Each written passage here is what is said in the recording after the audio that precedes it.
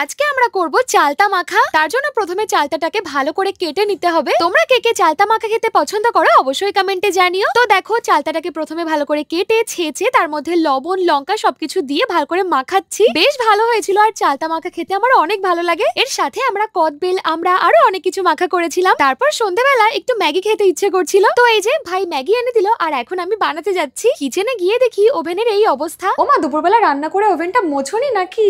সবসময় তো রান্না করে ওভেন পরিষ্কারই করি, কিন্তু ওর চাইতে বেশি আর পরিষ্কার হয় না তো।